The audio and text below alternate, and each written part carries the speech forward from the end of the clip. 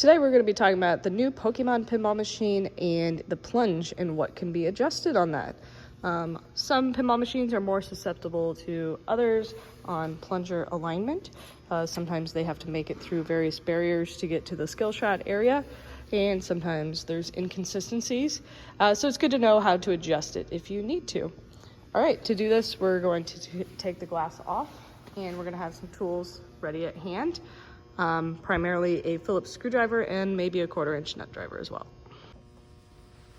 If you're new to pinball, here's how you get into the machine to access what you need to for these adjustments. Grab the keys that came with the game. When you first bought it, they would have been cable tied right here. Go ahead and open the coin door. I have the game currently powered off, and reach in to unlatch those metal latches that hold the lockdown bar on. If you're not sure what they look like, you can kind of stick your head in and see. Once those are unlatched, the lockdown bar should come up. Then I like to close the door again, set the lockdown bar aside, and slide the glass out, and set it on a soft surface such as a carpet, a mat, cardboard. I'm going to do these nice glass corners since we have a concrete floor. This is how you get a ball out, which will be helpful for when you're testing the plunge. So see the solenoid right here? Put your fingers under it like this and push up hard.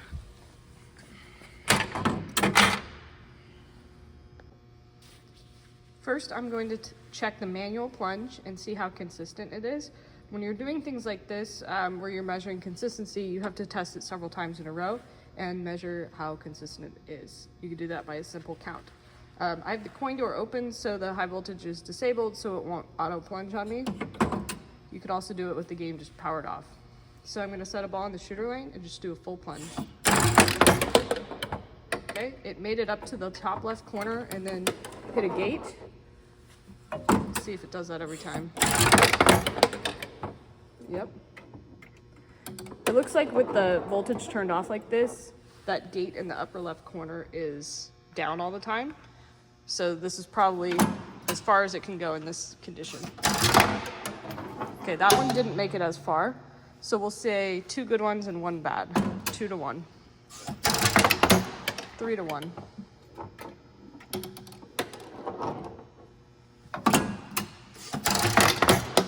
4 to 1.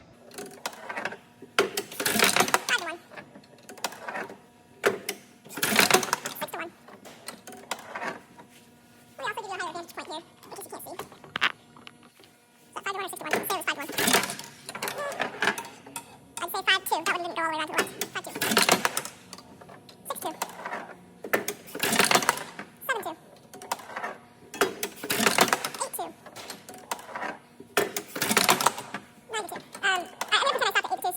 Doing it out of 10 gives you a percentage. So I'm going to say 80% of the time it went all the way around.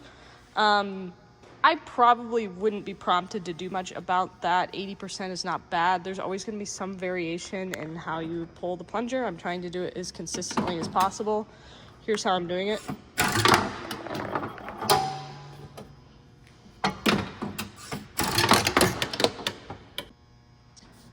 Okay, let's test the auto plunge. For this, obviously I have the game powered on. I'm just gonna shut the coin door. That makes the playfield light up and gives it its full voltage it needs to fire coils and such.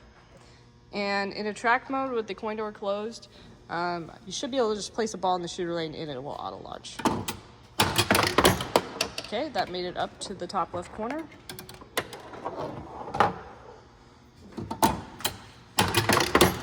It's 2 good ones. So keep in mind on Pokemon, your normal skill shot is in that top left corner, so the fact that it's making it up there is correct. If you do hold the left flipper and full plunge, it should come all the way around for a super skill shot. But for this test, we're just gonna make sure it goes to the upper left corner because the gate is down during our test. So 2 good ones, 3 good ones,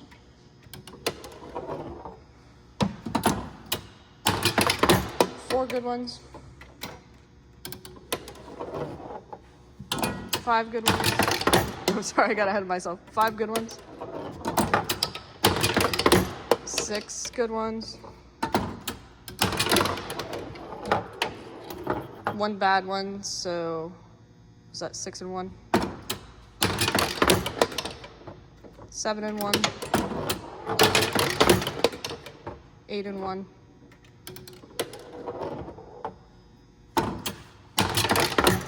9 and 1. So I'd call that 90%.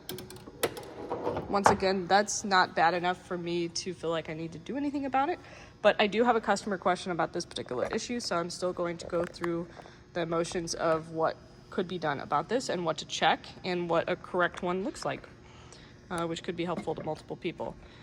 So let's look at the auto launch since we just tested that. I opened the coin door to disable the high voltage so I can just set a ball in here without it auto launching. And this is what mine looks like. The lighting and the reflectiveness of the ball is a little bit misleading, but the ball is touching, there you can see it. The main thing to check on a pinball machine, especially a brand new one, is that the ball is touching these two metal forks right here. I would say the most common cause of a bad auto launch is that the ball is touching one fork but not the other. So if that's the case, it can be adjusted from underneath. So check that it's touching both, like mine. And then when the auto launch kicks, the fork will go forward, and then the shape of the shooter lane, you can see it's kind of fluted here, helps direct the ball down the center of the shooter lane. So ideally, the forks need to kind of strike it equally and get it started down the center of the shooter lane. Most common reason for the ball not going as far as it should is that it's not going straight and it starts to rattle back and forth. So the best way to diagnose that is to just go on your iPhone. I'm sure Android has something like this too. On your iPhone camera app, if you swipe to the left, there's a setting called slow motion. You could take a slow motion video, and when you do that, you can see the ball rattling, and then it gives you a hint as to, oh, it's striking the right side of the ball or it's striking the left side of the ball, and then you can correct the position of the auto launch accordingly.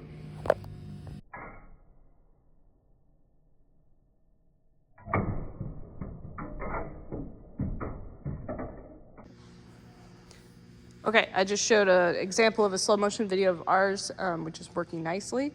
If you were diagnosing your own, you might want to do that slow motion video from a couple different angles. You could do one showing the forks. You could do one showing where the ball is going further up the playfield to see if it's hitting something. Okay, we're going to be tilting the playfield back so we can see underneath. So you can lift from right here and get it started. It has two metal rails that you can set on the receiver bar. And before you go any further, go ahead and take the rest of the balls out if you have any still in there. So you can see it better from this angle. You can pop them out right here and just catch them with the other hand.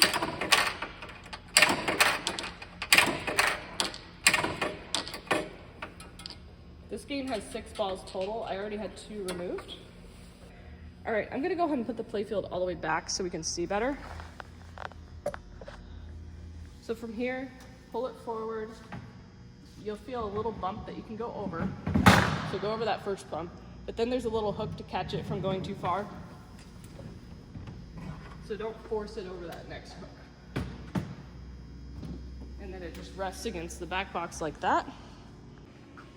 You can see these are the hooks that prevent the playfield from going too far forward. If you do force it, you can go over those hooks, so don't do that. All right, this is what the auto launch looks like from underneath. It's a coil with an arm and then that metal piece with the 2 forks that we were talking about. I don't see any way to easily adjust the angle on this one. There are some games where the screws that mount the auto launch are oval shaped, so you can loosen them, change the angle, and then retighten them. This is not one of those games. So what I have sometimes done on used games that have kind of been through a lot, if the forks are not both touching the ball, I will just bend them as needed with pliers. Sorry, Dominick's moving around games in the background. So basically on Pokemon, there's not much I would do here. Unless a fork is not touching the ball, then I might consider bending it with pliers, but it wouldn't be my first move. So let's move on to the next thing. here's something you can adjust on the auto launch. This is probably assuming the forks are touching the ball, but it's not making it far enough. You don't think it's an angle issue, you can actually change the power. So let's pull the interlock switch. Use the menu buttons, black for enter, right red button, left red button, and green for back. All right, let's press the black button to enter. This is the menu, black to enter again, and then right red button to go down to adjustments. Then right red button to go down to machine settings, black to enter. And then right red button to go down to coil settings, black to enter. And then let's find the auto launch. Okay, it calls it auto shooter power. So use the right red button to go down to auto shooter power until it's flashing. You can see it's at 200 or 78%, so there's room to increase it. I would increase it at maybe 5 or so clicks at a time. So hit enter, hit the right red button to increase it. So increase it by 5 clicks, enter, and then hit the green button. Well, actually, you don't have to back out. Let's just test it now. Okay, it's more powerful. Since my game doesn't need to be more powerful, I'm going to, of course, put it back down where it was when I'm done. Thankfully, it kind of saves the default, so if I hit enter and then down 5 clicks, you can see the default value comes up in green, and it kind of helps me confirm, okay, yeah, that's where it was before. Just to give you a demonstration of what it looks like if you decrease it. Looks like there's only a certain range you can go. So 150 or 58% is the lowest. That's what that looks like. And the highest, if we dare, enter.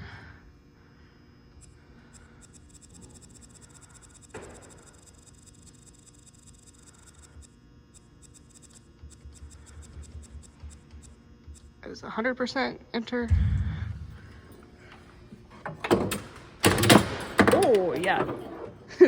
Not necessary. That got airborne and hit something. So that's an example of too much power.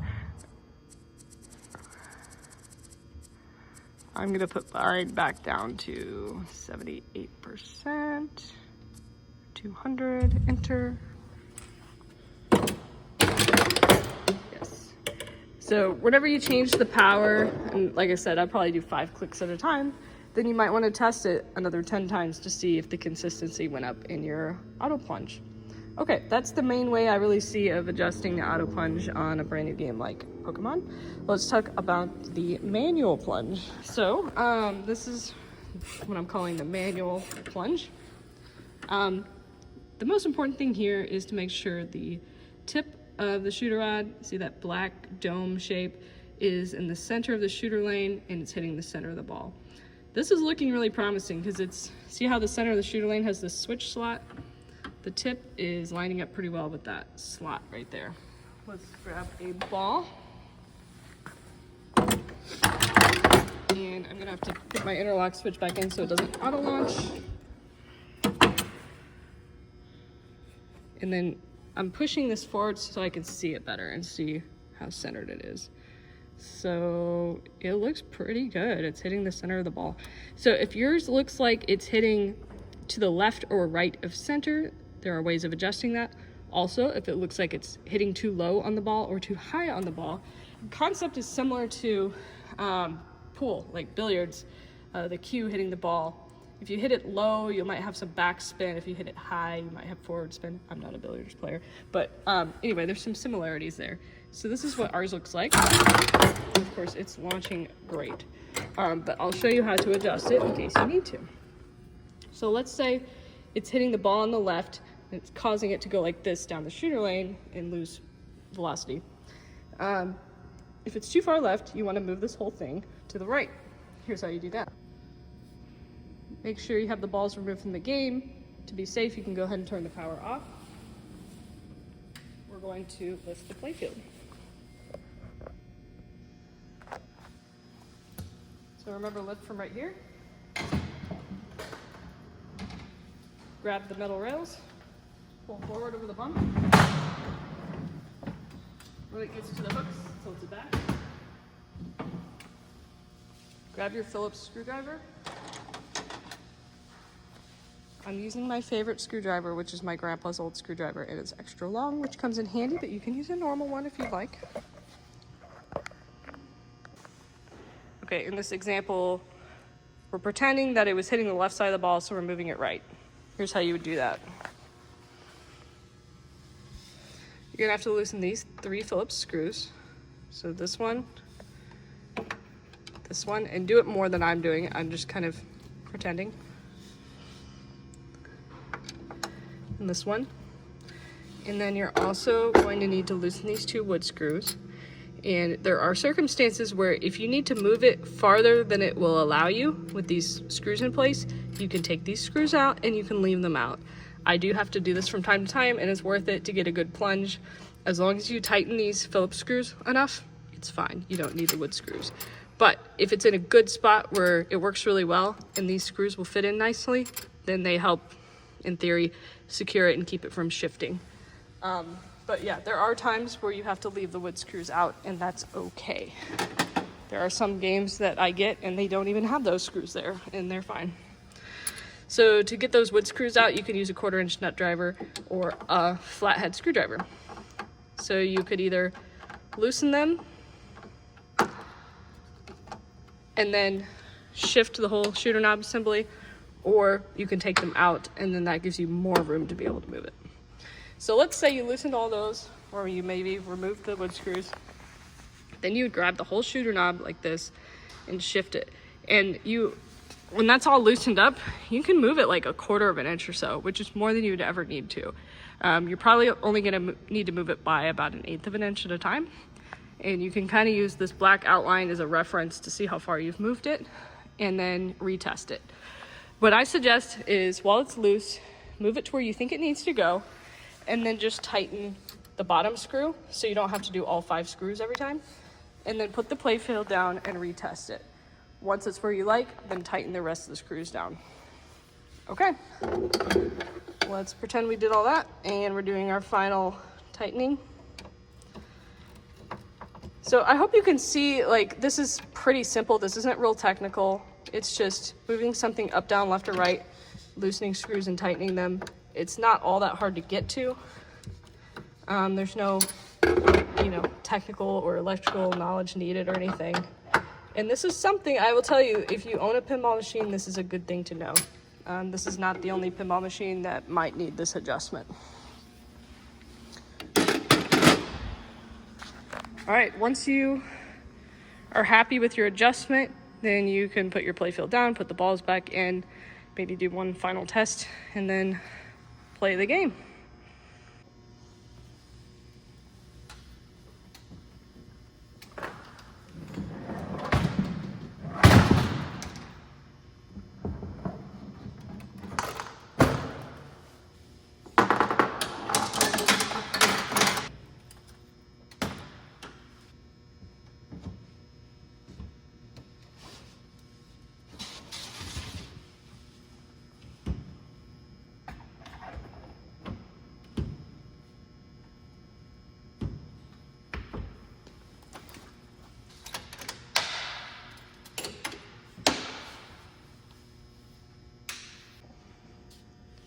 All right, while we're here, I will show you the super skill shot. Not everybody knows about this. So for the super skill shot, you hold the left flipper and do a full plunge. You'll see all the arrows are red. Hit any of the arrows within a few seconds and you get the super skill shot, which I just got by hitting the captive ball there. Pretty handy dandy thing. That's my favorite way to start off this game. So enjoy your Pokemon.